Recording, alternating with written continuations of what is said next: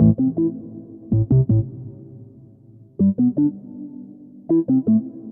vous retrouve dans ce chapitre pour vous expliquer la raison de l'utilisation des bourgeons et des jeunes pousses. Donc sur le visuel que vous avez donc sur le côté, je vous ai mis une pierre précieuse. Quelle est la raison de cette pierre précieuse? En fait, c'est pour vous expliquer l'origine du mot gémothérapie. Son origine vient du latin gemae, qui signifie bourgeon ou pierre précieuse. La gémothérapie n'est pas à confondre avec la lithothérapie. La lithothérapie, c'est l'utilisation des pierres avec leur effet thérapeutique. Si l'on regarde de plus près ce fameux bourgeon, là vous avez un beau spécimen, mais je dirais que celui-ci n'est pas exploitable, il est déjà beaucoup trop évolué dans le temps. En fait, à quoi ça sert un bourgeon? Vous le savez tous, ça sert donc à continuer la ramification, l'évolution de l'arbre et de l'arbuste. Et ce bourgeon, après, va être défini en feuilles, en fleurs, pour après continuer sa croissance également en branches. Alors, nous, ce qui nous intéresse, donc, c'est le bourgeon avant son éclosion totale. Donc, ça va être vraiment sur un temps très limité au printemps. Et ça va être sous la dépendance, forcément, de la température, de l'ensoleillement et de la montée de sève. C'est pour ça que le bourgeon est très intéressant parce qu'il va être vraiment un concentré d'énergie, déjà. Donc on va revoir un peu plus précisément la raison énergétique du bourgeon, mais aussi un concentré d'hormones telles que la gibéréline, qui est donc une hormone de croissance, et aussi un concentré de cellules, donc ce qu'on appelle des cellules souches, le méristème, qui est, si vous voulez, des cellules qui n'ont pas encore été identifiées. Et ces cellules vont être intéressantes pour nous parce qu'elles vont booster notre propre régénération cellulaire et tissulaire. Donc le bourgeon est un concentré d'énergie de cellules souches. Donc c'est pour ça qu'au départ, on parlait de phytoembryothérapie. Donc dans phytoembryothérapie, on a bien le terme phyto, donc la plante, et embryo, donc l'embryon. Donc on est en présence de l'embryon de l'arbre, comme pour nous, l'embryon de l'humain. Donc c'est un concentré et les différents éléments ne sont pas encore définis. Donc on peut parler de totem global. C'est quoi le totem global? C'est la synergie totale des éléments présents donc dans ce bourgeon, cette naissance d'un être qui va être après identifié. J'appuie vraiment sur cette notion-là parce qu'elle est très importante et c'est le cœur de l'utilisation du macérat de bourgeons ou de jeunes pousses. Donc on est en présence de cette puissance globale. Donc pourquoi globale? Parce qu'en fait on va retrouver tous les principes actifs, donc des racines, de l'écorce, de la feuille, de la fleur, du fruit, tout ça en présence globale dans le bourgeon.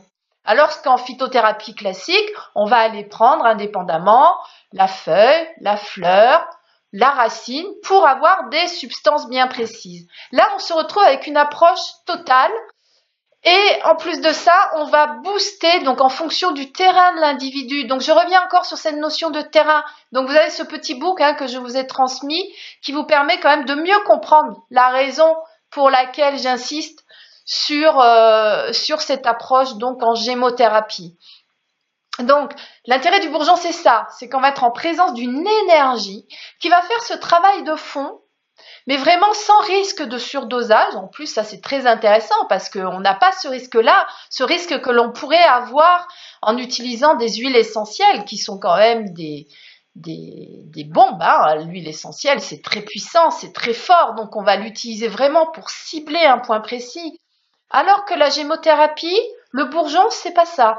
On va aller travailler sur le terrain de fond, on va aller drainer, nettoyer, renforcer, amener les éléments, le corps va savoir prendre ce qu'il lui faut et ça va être une régénération douce mais opérante qui va se faire sur un temps plus ou moins long en fonction forcément de l'état de base de l'individu, mais en tout cas on va se renforcer de façon naturelle, avec cette énergie naturelle. Pour cela, ce bourgeon, donc je vous en remets un autre petit spécimen ici, vous voyez il y a ce petit cocon là que l'on perçoit et qui lui protège le bourgeon pendant l'hiver, hein, lorsque les températures vont descendre des fois en dessous de 0.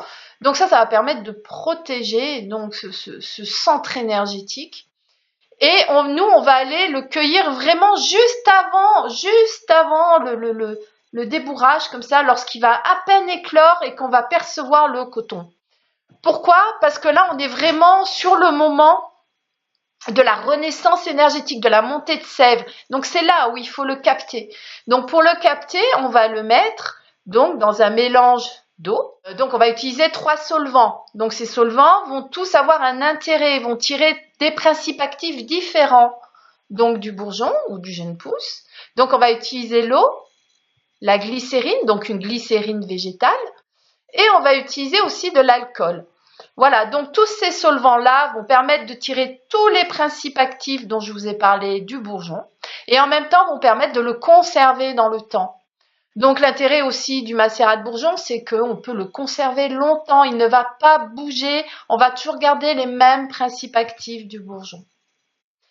Donc il faut bien savoir que ce bourgeon est sous l'influence donc des éléments extérieurs, que ce soit la sécheresse, les pluies intenses, le soleil, le vent, l'état de la terre aussi. Donc tout ça va se répercuter sur la qualité du bourgeon. Donc on ne peut pas dire qu'un bourgeon va avoir une qualité régulière et identique d'année en année. Donc on va vraiment après pouvoir identifier aussi, comme on ferait une cartographie d'une huile essentielle, on va pouvoir aussi évaluer les taux de principes actifs dans les bourgeons.